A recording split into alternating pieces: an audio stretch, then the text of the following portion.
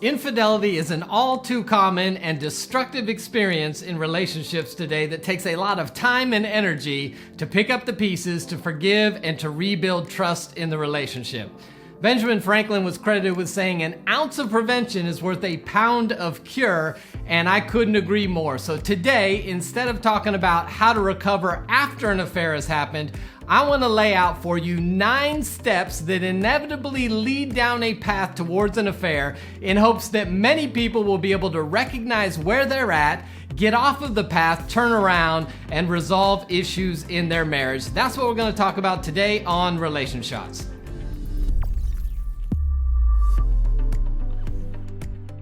Welcome to Relationshots. My name's Eric Wooten, and if this is your first time stopping by, welcome to the family. So glad you're here. If you haven't already, hit the subscribe button and the bell notification so you don't miss upcoming videos on relationship topics that may pertain to what you're going through in your relationship today.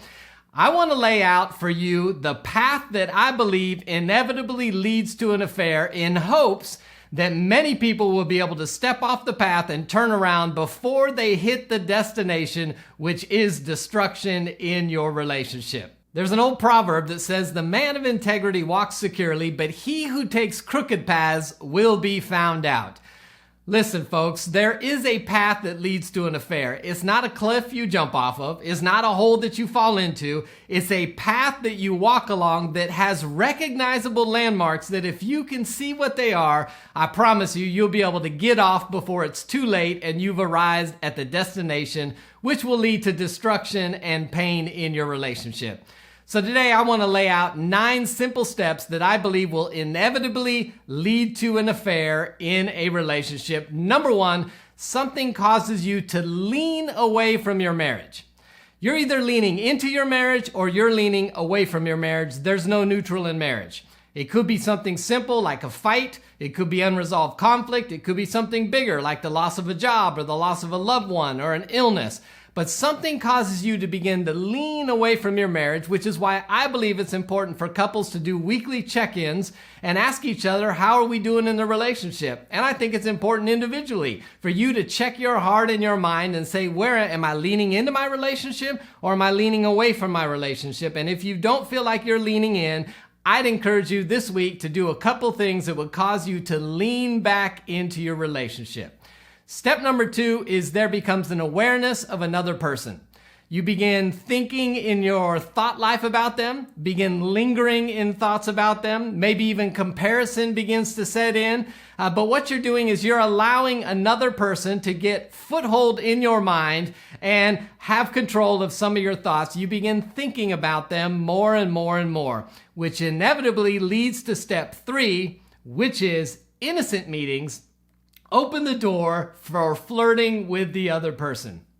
So this may just be simply something you run into them at a restaurant, maybe at the coffee shop, maybe in the workplace, or maybe at the lunch cafeteria at your workplace, but you just run into the person and it opens the door and you're just hanging out. There's no intention for a relationship, but you're just hanging out and enjoying conversation. And listen, this is the place along the path where it is easiest to get off. And I think if we're honest with each other and honest with ourselves, most people have gotten to this place at some point in their lives where they're enjoying conversation with another person and maybe a little more than they should, maybe engaging in flirting a little more than they should. But this is a point where you need to make a choice. Are you going to continue down the path and leave the door open, or are you going to slam the door shut and solve the issue you're dealing with? Now, this is where I would encourage everybody to have a close friend they feel comfortable confiding in, where you can say, hey, I've been thinking about a person. I enjoy talking to the person, so I need you to hold me accountable. If you see me with them, I need you to call me out on it, but I need your help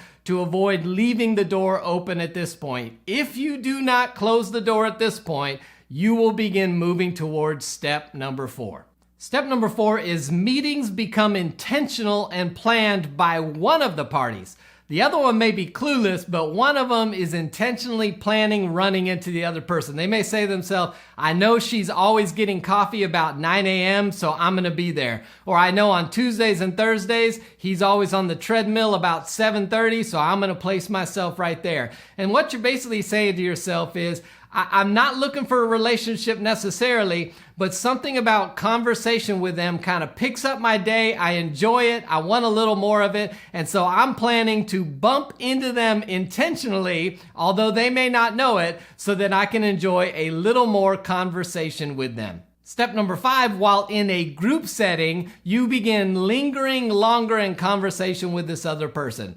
Maybe the group is dispersed and you continue to hang out and talk a little deeper.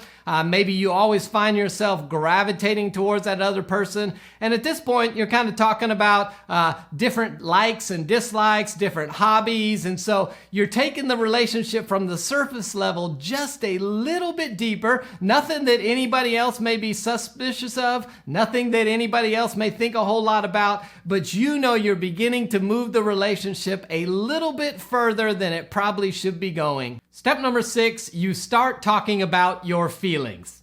And I don't mean feelings for one another, I just mean feelings about things in general. Many men are unaware of this because we're a little bit clueless, but for many women, it's actually romantic when somebody starts talking about their feelings with them. Now, you're just sharing about things that you like or things you're struggling with, but what you're doing on some level is you're beginning to create an emotional bond with somebody, which is a form of intimacy. Now, you have to be vulnerable. It shows that you trust the other person, and you're beginning to form a relationship at a little deeper level. At this point, this is an inappropriate relationship. And sometimes we can even stumble into this in church when you start talking about spiritual things, talking about all that God's doing in your life and things that you're excited about with your relationship with God. And I'm excited for you. That's great.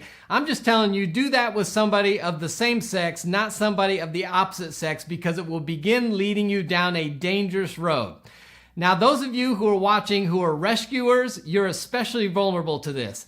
You may begin with the right heart, but it can easily start going down a path that you never intended if you're not careful in this situation.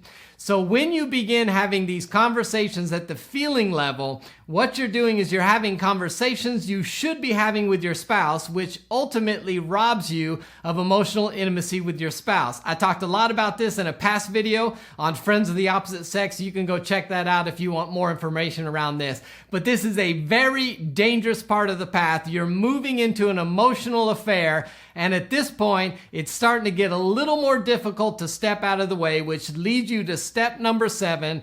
The two people begin having isolated meetings under the disguise of a legitimate purpose.